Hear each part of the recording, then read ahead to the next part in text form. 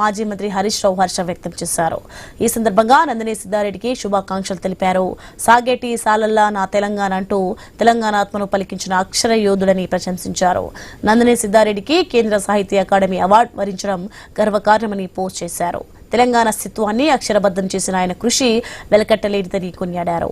ఈ పురస్కారం సిద్ధారెడ్డి సాహితీ ప్రస్థానానికి దక్కిన అసలైన గుర్తింపని హరీష్ రావు అన్నారు.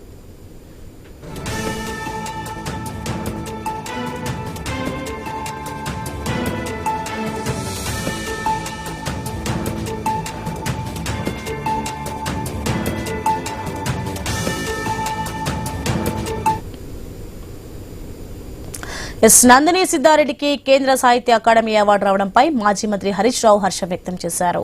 ఈ సందర్భంగా నందిని సిద్ధారెడ్డికి శుభాకాంక్షలు తెలిపారు.